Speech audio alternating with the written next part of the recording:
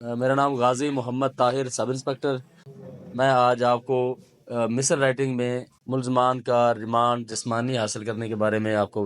पढ़ाऊँगा आज कि रिमांड जिस्मानी कैसे हासिल किया जाता है। जब किसी भी मुल्ज़म के ख़िलाफ़, किसी भी शख्स के ख़िलाफ़ कोई भी मुकदमा दर्ज होता है, वो नामज़द FIR हो या नामालूम हो,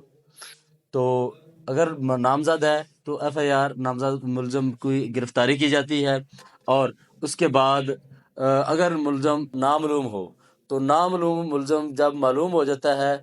उसको नामज़द कर दिया जाता है, तो उसकी गिरफ़्तारी का तहर्रुक किया जाता है। अगर मुल्ज़म नामज़द है या नामालूम है, अगर नामालूम से नामज़द हो गया तो उसको गिरफ़्तार किया जाता है, गिरफ़्तारी का तहर्रुक किया जाता है। तो जब हम मुल्ज़म को गिरफ़्तार करते हैं तो मुल्ज़म को गिरफ़्तार करने के बाद 24 घंटे के अंदर अंदर हमने इलाका मजिस्ट्रेट की कोर्ट में उस मुल्ज़म को पेश करना है। अगर हमारी तफ्तीश 24 घंटे के अंदर कंप्लीट ना हो रही हो, दफ़ा 61 के तहत, ज़ाब्ता फ़ौजदारी की दफ़ा 61 के तहत, जब मुल्ज़म की गिरफ़्तारी के बाद 24 घंटे के अंदर तफ्तीश मुकम्मल ना हो रही हो, तो हम मुल्ज़म का रिमांड जिस्मानी हासिल करते हैं ताकि मुल्ज़म से कोई भी किसी किस्म की बरामदगी की जा सके। तो हम जो रिमांड जिस्मानी का तरीक़ाकार है वो हमारी ज़ाब्ता फ़ौजदारी की दफ़ा 167 दफ़ा 167 के तहत हासिल किया जाता है, जिसमें हम मुल्ज़म को पेश करते हैं इलाका मजिस्ट्रेट साहब को, जिसमें 14 दिन का रिमांड हम हासिल करने के लिए एप्लीकेशन लिखते हैं। तो फिर इलाका मजिस्ट्रेट साहब, जज साहब हमें 3 दिन, 4 दिन, 5 दिन, 2 दिन का रिमांड जिस्मानी हमें दे देते हैं। तो उसमें फिर हम रिमांड जिस्मानी जब ले लेते हैं, मुल्ज़म का जिस्म हमारे पुलिस के हवाले किया जाता है, तो फिर हमारा रिमांड जिस्मानी हासिल करने का मकसद ये होता है कि हम मुल्ज़म से उस वक़ूअ के बारे में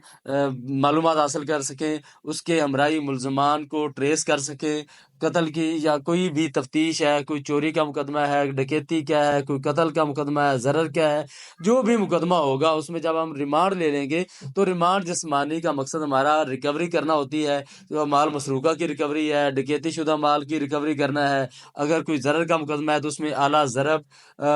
बरामद करना है, अगर कत्ल का मुकदमा है तो उसमें आला कत्ल बरामद करना होता है। तो ये जो रिमांड जिस्मानी